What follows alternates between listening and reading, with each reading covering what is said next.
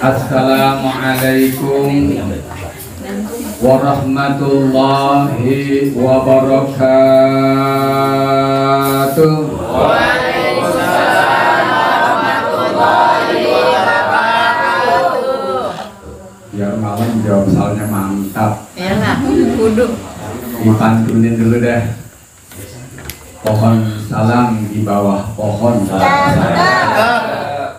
Menebang pohon pakai gergaji. Yang jawab salam mudah-mudahan pada banyak duit. Amin. Biar tahun depan bisa berangkat haji. Amin. Kita salam sekali lagi biar mantap.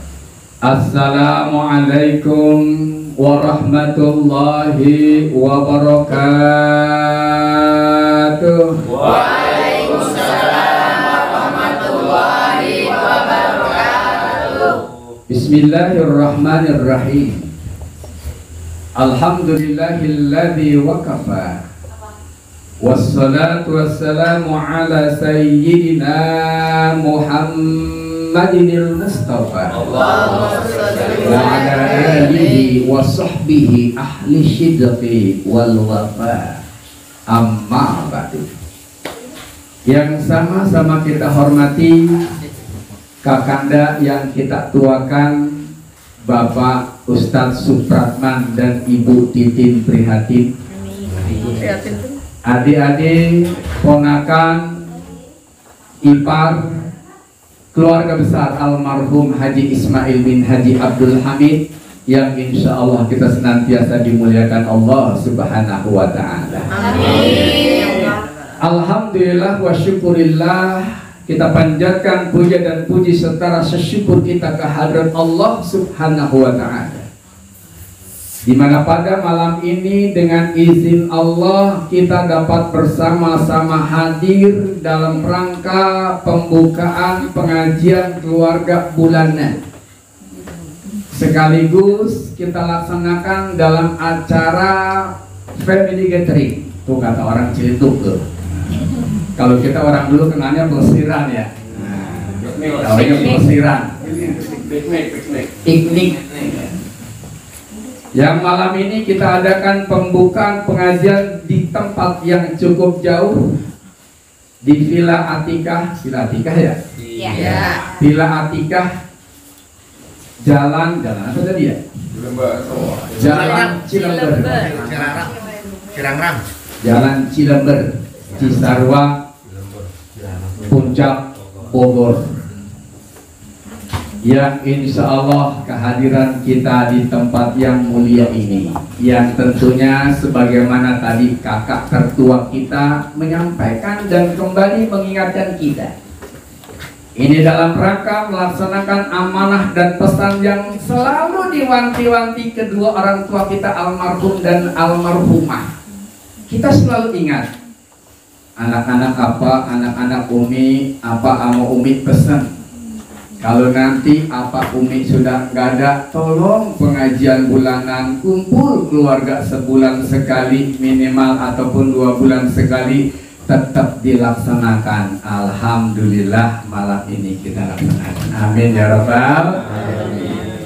Setelah kita laksanakan juga wasiat orang tua supaya kita terus menyambung silaturahim dengan keluarga dari kedua orang tua kita. Ba'da Idul Fitri kemarin kita sudah bersilaturahmi ke Bogor, menelusuri keluarga dari ayahanda dan ibunda. Alhamdulillah 9 bersaudara hadir semua. Plus malam ini 9 bersaudara juga hadir di pembukaan majelis taklim ini. Tanda betapa rumah tangga kita, keluarga kita 9 bersaudara tetap kompak. Apa Umi di sana kira-kira senang apa kagak? Senang apa senang? Alhamdulillah. Maka mudah-mudahan kita doakan yang hadir kita pada malam ini, pikiran kita menjadi tenang. Amin. Hati kita merasa senang. Amin. Urusan kita jadi gampang. Amin. Rezeki kita juga gampang. Amin. Besok pulang dari villa bisa ngelunasin. Amin. Salawat serta salam semoga senantiasa tercurah kepada junjungan alam baginda Nabi besar Muhammad sallallahu alaihi wasallam beserta keluarga dan para sahabatnya. Seluruh keluarga besar yang saya hormati, kalau malam ini kita mengadakan acara refreshing sekaligus pembukaan pengajian dan kita duduk bersama di tempat ini, tadi sudah sama-sama kita bacakan surah Yasin. Kita bacakan tahlil, doa, tahmid, dan tasbih. Kemudian juga kita doakan buat kedua almarhum dan almarhumah. Maka insya Allah doa kita diijabah oleh Allah Subhanahu wa Ta'ala. Amin. Almarhum ayahanda dan ibunda kita serta seluruh keluarga dari kita yang telah berkurang rahmatullah, Allah ampuni dosa dan kesalahannya. Amin. Allah terima amal ibadahnya. Amin. Allah lapangkan di alam kuburnya. Dan Allah jadikan sebagai ahli surganya Allah Subhanahu wa Ta'ala. Amin. Amin ya Rabbal. Dan kita saat ini yang sedang duduk bersama, kita sedang berada di Raudhah min Riyadil Jannah. Amin. Kebun-kebunnya surga Allah Subhanahu wa Ta'ala. Masya Allah. Jadi kalau kita sudah berada di kebun surga, kira-kira masuk surganya gampang kagak? Gampang, udah ada di tamannya. Kalau kita masuk ke rumah orang, rumah itu bagus dan mewah, di depannya ada taman, kita sudah berada di tamannya, ya tinggal buka pintu, tinggal ngetok pintu, kita masuk ke dalam rumah tersebut. Begitu juga kalau kita berada di dalam kebun surga Allah, di majelis taklim Allah ini, insya Allah Allah mudahkan kita masuk surga. Amin ya Rabbal. Karena itu kita berdoa. Kalau malam ini seluruh keluarga besar almarhum Haji Ismail bin Haji Abdul Hamid berkumpul dalam rangka majelis taklim, Allah juga akan kumpulkan bersama orang tua kita di surganya Allah Subhanahu wa Ta'ala. Amin ya Rabbal. Karena man salaka tariqahum yaltamisu lahu bihi ilman sahhalallahu lahu tariqan ilal jannah. Siapa orang yang hadir di majelis-majelis ilmu, maka Allah berikan kemudahan jalan untuk menuju surganya Allah Subhanahu wa Ta'ala. Nih kalau kita malam berada di villa puncak, udara dingin, kira-kira kalau malam udara dingin enaknya apa sih? Kopi. Ada kopi. Kalau yang tukang tidur enaknya tidur. Iya, saya pantunin dulu dah. Jalan-jalan ke Gunung Sindur. Pulangnya lewat Kalimalang. Kalau lagi ngaji ada yang tidur, mudah-mudahan besok sendalnya hilang. Jangan tidur. Ya. Bapak, Ibu, hadirin seluruh keluarga besar almarhum Haji Ismail bin Haji Abdul Hamid. Masya Allah. Tadi kita sudah jelaskan bahwa kita akan diberikan kemudahan jalan menuju surganya Allah. Bahkan Rasulullah Muhammad sallallahu alaihi wasallam pun telah berjanji bahwa kita umatnya Rasulullah Muhammad sallallahu alaihi wasallam dijamin akan masuk surga, dijamin. Yakin nggak? Yakin. Kalau Rasulullah Muhammad sallallahu alaihi wasallam yang berkata lewat hadisnya yang sahih, "Wa ma yantiqu 'anil hawa in huwa illa wahyun yuha." Kalau Nabi berkata bukan atas kehendak hawa nafsu, tapi dibimbing oleh wahyu dari Allah Subhanahu wa Ta'ala. Jadi apa yang Nabi ucapkan itu adalah dibimbing Allah dan benar, bahwa Nabi berjanji, Nabi memberikan jaminan kepada kita, kullu ummati yadkhulunal jannah, semua umatku pasti akan masuk surga.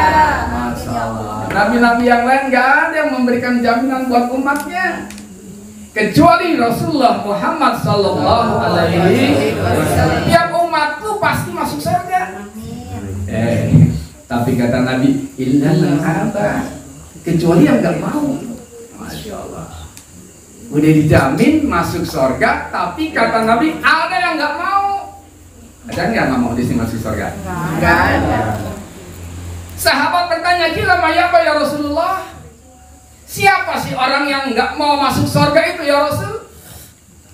Qala man ata'ani dakhala jannah wa man asa'ani faqad abad. Siapa orang yang taat kepadaku, dialah yang akan masuk surga, dan siapa orang yang tidak taat kepadaku, dia tidak mau masuk surga. Jadi syaratnya taat kepada Allah dan Rasulnya. Kalau ada dalam kehidupan kita, kita nggak taat kepada Allah dan Rasulnya, diperintahkan kita sholat tapi kita tinggalkan sholat, diperintahkan kita puasa tapi kita tidak mau puasa, dan ibadah-ibadah lain kita tinggalkan, itu jawaban bahwa dia tidak mau masuk surga. Jadi jawaban mau nggak masuk surga, jawabannya bukan pakai mulut, mau pasti dong. Ya, preman aja kalau ditanya mau masuk surga mau gitu. Tapi jawablah dengan sikap perilaku kita bahwa kita siap untuk melaksanakan perintah-perintah Allah dan menjauhi larangan-larangannya. Kita taati Rasulullah Muhammad SAW. Itu jawaban bahwa kita dijamin masuk surga. Maaf, apalagi perempuan nih. Paling gampang loh masuk surga. Masya Allah ya. Perempuan paling gampang masuk surga. Ayo, udah mulai senyum-senyum. Ya. Yang ngomong Rasulullah Muhammad SAW. Apabila ada seorang wanita yang dia melaksanakan sholat 5 waktu sehari semalam, dia melaksanakan ibadah puasa selama bulan suci Ramadan, dia menjaga kehormatan dirinya dari maksiat kepada Allah, kemudian dia taat kepada suaminya, silakan pintu surga mana yang akan dia masuki. Alhamdulillah. Gampang atau gampang? Enak yang namanya perempuan. Kalau kita kan laki-laki berat ya. Maaf, ini laki-laki berat nih tugasnya. Tanggung jawabnya berat. Ya. Kenapa berat? Maaf, saya nanya. Kalau seorang istri berbuat dosa, suami nanggung nggak dosanya? Nanggung. Kalau suami berbuat dosa, istri nanggung kagak?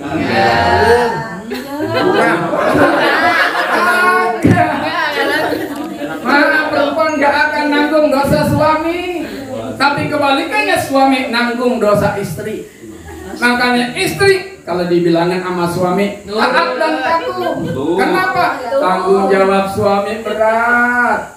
Kalau membiarkan seorang istri berbuat maksiat, kalau membiarkan seorang istri mengumbar aurat, tapi kemudian dibilang tidak mau dosa, suami juga nanggung dosanya. Kalau anak berbuat dosa, istri, ibu nanggung nggak istri? Anak berbuat dosa, ibu nanggung nggak? Nanggung. Kalau anak berbuat dosa, suami nih nanggung. Berat. Berat.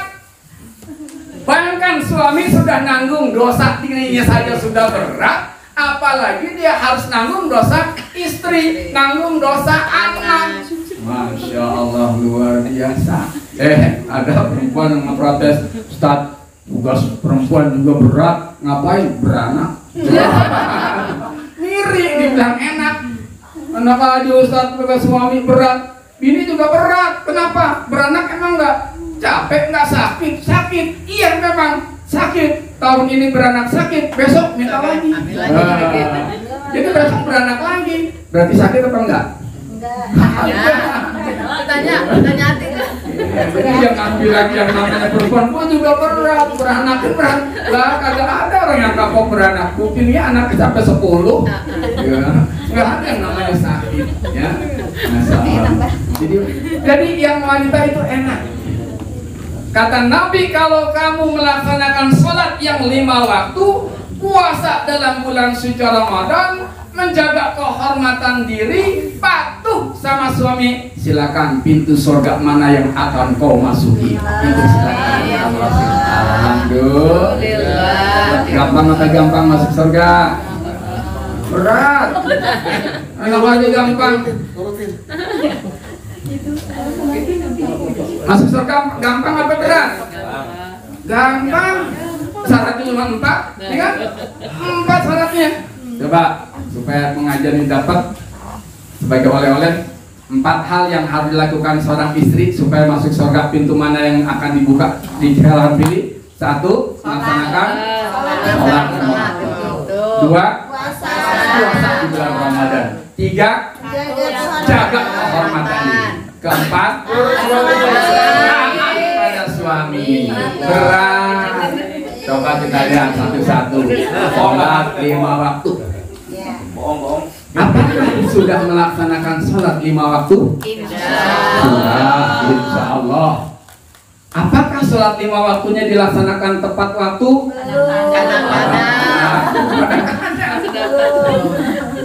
Terkadang kan kalau mama lagi anak-anak nyuci, kemudian datang suara jentah, diajan lagi.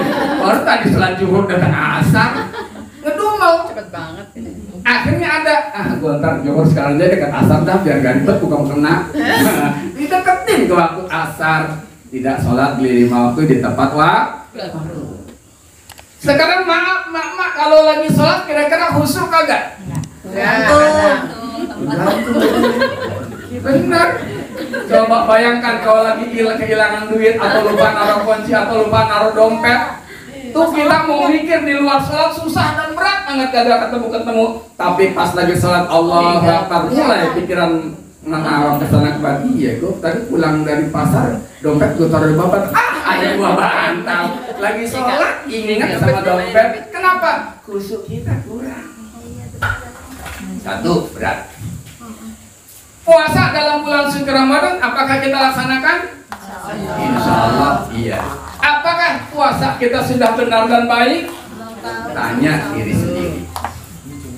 Jaga kehormatan diri, apakah kita selama ini sudah menjaga kehormatan diri kita, kehormatan keluarga kita, kehormatan suami kita?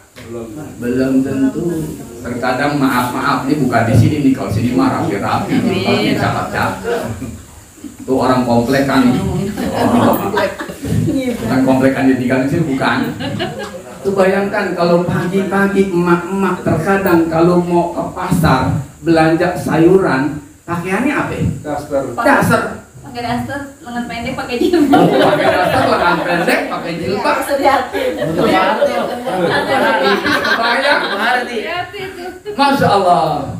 Lah kan tukang sayur yang demen. Katanya kemana-mana ya? Apalagi kalau yang hari Minggu sama Sabtu pagi suka jogging, pakai legging lagi. Masya Allah. Nenek-nenek pakai legging. Ya, karena nggak dibuka-buka 2 hari 2 malam nempel sama kulit. Menjaga kehormatan. Apakah sudah taat kepada suami?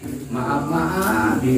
Ini anak ibu-ibu zaman sekarang kan luar biasa. Terkadang sama suami bukan patuh dan taat, tapi terkadang membudakin suami.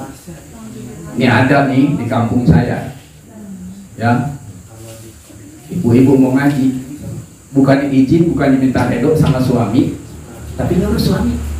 Seharusnya kan kalau istri yang baik, istri yang patuh dan taat, ketika dia mau keluar rumah, izin dan minta redo sama suami. Baik-baik dia ngomong, minta izin. Kalau suami sudah izinkan, kalau suami sudah ridho, kita berjalan ngaji. Jalannya kita tuh sedang berada di jalan Allah Subhanahu. Tapi ini mah kagak sistem apa? Izin. Bang, gue jadwal ngaji nih. Tuh, tolong ingetin tuh. Ya di dapur lagi masak air. Ntar kalau sudah matang, angkat. Isi termos. Jemuran angkat. Jemuran. Kalau hujan jagain. Laundry juga anak sekarang tidur, kalau lagi buka pipis tolong gantiin airnya, gantiin nanti disuruh suami. Masya Allah, ada yang begitu? Ada. Cuma mesem-mesem dikit, gitu ya. ngajakin cucu. Jadi ketaatan kita kepada suami. Masalah maaf kalau seorang istri kan kalau dulu ketika dia belum menikah, ridhonya Allah ada pada ridho ibu kita, bapak kita. Taatnya seorang perempuan kepada kedua orang tua kita. Tapi maaf, lebih maaf ketika ijab kabul sudah dilaksanakan, ketika Anda atau orang tua sudah menyerahkan kepada suami, semua tanggung jawab yang tadi di pundak bapak dan ibu pindah ke pundak suami. Ridhonya orang tua pindah ke ridho suami. Makanya ridhonya suami itu menjadi pintu masuk untuk menuju surganya Allah Subhanahu wa Ta'ala. Ridho suami. Kan dulu ada cerita nih, singkat aja dikit nih. Di zaman Rasul ada seorang perempuan yang ditinggal suaminya untuk berdagang. Tapi suaminya pesan, selama saya pergi keluar untuk berniaga, tolong jangan tinggalkan rumah, jangan keluar rumah. Suatu hari ibunya sakit. Datang seorang sahabatnya Rasul, bertemu dengan si perempuan tadi, ngabarin, ibumu sedang sakit keras, jenguk. Maaf, saya dipesan sama suami saya tidak boleh keluar rumah. Pulanglah putusan itu. Besoknya disuruh lagi, kenapa? Karena ibunya tambah parah. Datang lagi menjemput si wanita tadi, maaf, saya tidak boleh keluar oleh suami saya. Hari ketiga ternyata ibunya meninggal dunia. Diutuslah dia untuk menjumpai si wanita tadi, ngabarin ibunya meninggal dunia, tolong datang temui sebelum dimakamkan. Apa kata si perempuan? Maaf, oleh suami saya tidak boleh keluar rumah. Kembalilah utusan kabar itu. Datanglah kemudian kepada Rasul, ya Rasul, ada seorang wanita yang sudah dipalanin sehari, 2 hari, 3 hari dalam keadaan ibunya sakit keras sampai ibunya meninggal dunia. Si anak ini tidak mau juga datang untuk menjumpai ibunya. Kemudian ketika ditemui, apa sebab dari ditanya oleh Rasul, apa sebab tidak mau menjenguk ibunya? Karena dia dipesan oleh suaminya tidak boleh keluar rumah sebelum suaminya pulang. Apa kata Rasul? Ketahuilah oleh kalian, wanita itu adalah ahli surga. Karena patuhnya kepada suami, walaupun secara johir, secara pikiran kalau sehat, tega bener tuh anak sampai ibunya meninggal kagak mau ditengokin. Tapi begitulah redonya suami kepada istri akan menjadi jalan menuju surganya Allah Subhanahu wa Ta'ala. Karena kepatuhan dan ketaatannya menjaga pesan suami untuk tidak keluar rumah walaupun ibunya meninggal dunia, tapi lewat ketaatan kepada suami dia menjadi ahli surga. Dan ibunya karena punya anak yang soleh, yang berbakti, yang taat kepada suaminya, akan dijamin juga masuk surganya Allah Subhanahu wa Ta'ala. Mudah-mudahan wanita menjadi wanita muslimah. Kita berdoa mudah-mudahan Allah berikan kepada kita rezeki yang penuh berkah. Amin. Rumah tangga kita sakinah mawaddah warahmah. Amin. Anak, cucu, mantu soleh dan solehah. Rezeki kita rezeki yang penuh berkah. Amin. Biar kita bisa berangkat umroh dan haji ke Mekah dan Madinah dan diwafatkan kita dalam keadaan husnul khotimah. Saja mudah-mudahan bermanfaat. Wallahul muwaffiq ila aqwamit thoriq.